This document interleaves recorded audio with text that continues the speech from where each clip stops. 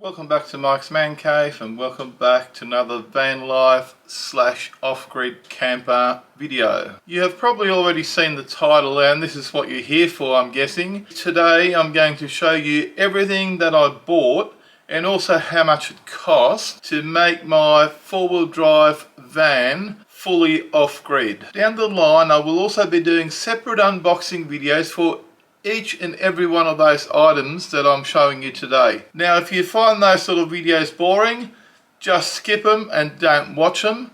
However, if you want to know what comes in the box and what you get for your money, it's worthwhile having a look at those, and I might just do those as an additional video rather than making them part of my regular uploads. I might just throw those ones in there as extra videos for those people that are interested in knowing what comes inside the box of each one of these items that I bought and what you get for your money. And as time goes on, I will also be doing some installation videos and progress videos on the van, as in how I'm fitting everything in and how I'm fitting out the back of it. So if you're interested in that, make sure you hit that subscribe button down below so you don't miss out on those videos. And as I show you each item, I'll be putting the recommended retail price as well as the price that I paid for it up on the screen. If you know me, I never ever buy anything and pay full price for it. I always buy things on special,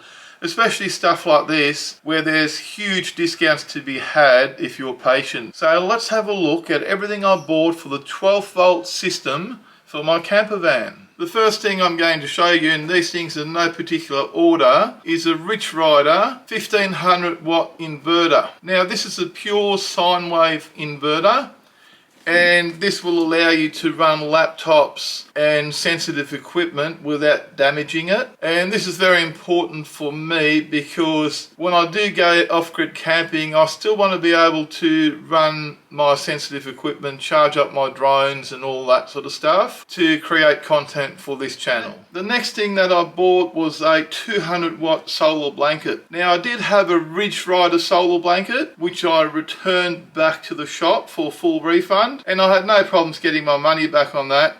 And if you want to know why I did that, I'll link that video down below for you, just in case you're interested. And I also have a video where I talk about why I went with a solar blanket rather than the permanently fitted solar panel on top of the van, and I'll link that video down below for you as well. I also bought a 6-meter extension lead for the solar blanket, and that will allow me to park the van in the shade while I've got the solar blanket over there in the sun, getting maximum charge into my batteries. And this is a panel mounted Anderson plug which you can just open up there, and you can plug the solar blanket into that plug, and that will go to the DC charger and solar controller to charge up the battery.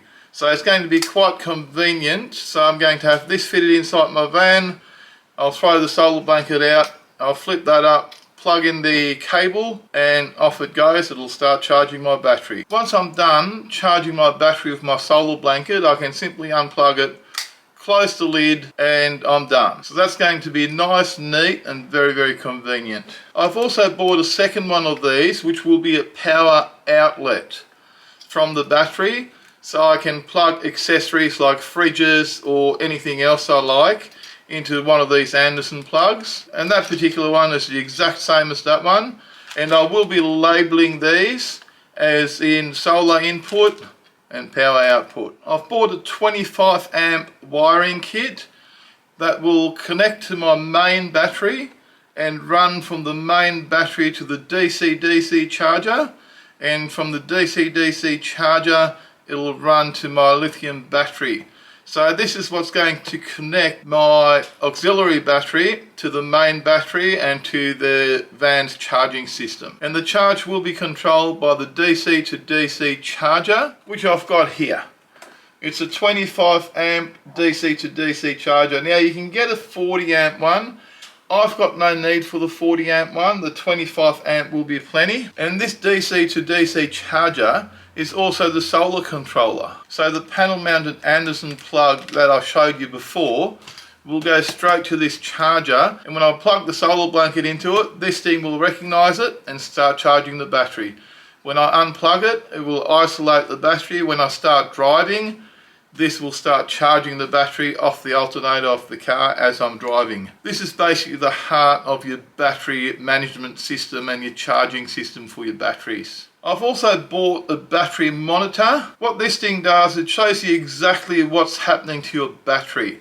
So when you're solar charging, it tells you how much charge is going into your battery. When you're driving, it tells you how much charge is going into your battery. When you're running your fridge and the accessories off your battery, this thing tells you how much power you're using and also roughly how much longer you have until you run out of power. And it also monitors the temperature of your battery so your battery doesn't overheat. So this is very handy, and I like the idea of being able to look at this monitor and see exactly where I'm at, or if I'm going to run out of power, or if I need to charge my batteries, or maybe I need to unplug something to save a bit of battery. And I bought one battery, 100 amp hour lithium battery, and these are quite expensive, but I'm really considering getting a second one of these if I can find the space to fit it in. As I start the fit out, I'm going to try and aim to fit 2 of these batteries in there, which will be a big chunk of money again, but just the fact that you've got 200 amp hours, or at least 160 or so amp hours of usable power, will be a good peace of mind when you're going to some remote camping spot. So for now, I've bought one battery. If I can manage it, I will bite the bullet and spend the money to buy a second battery. But for now, one battery will do it, and if I can't find the space to fit a second battery, I just have to be more mindful of my power usage, I guess. I've also got 2 of these little panels. It's got a separate on and off switch, which I like. Then in the middle there, it's got an accessory port where you can plug in chargers and fridges and all sorts of stuff.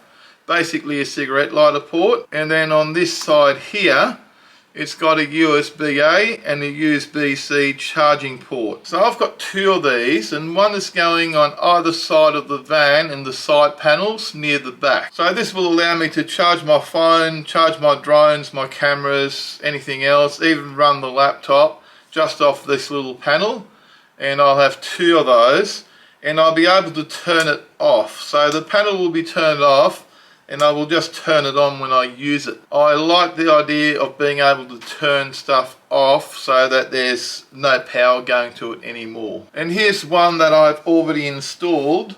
This is a passenger side panel. This is the back wheel arch, and this is where the panel is mounted there.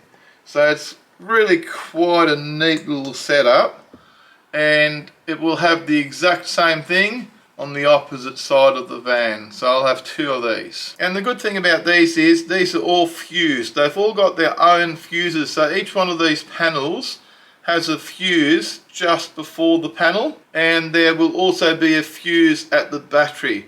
It's probably overkill, but better be safe than sorry. This fuse here comes with the kit when you buy this. I bought these off eBay, and this is how it comes. I've also got another panel mounted cigarette lighter socket here and a switch to control it, and again you can see this is how it came. It comes with a fuse, and then this will plug in there, and I can turn this socket here on and off using that switch. And this is to power the fridge, so this will be near the front of the van where the fridge is going, so I can plug the fridge in there. But if I'm not using it on a day-to-day basis, I can just turn it off. And that's what I want. I just want to be able to switch it off. So keep that in mind when you're building a 12 volt system.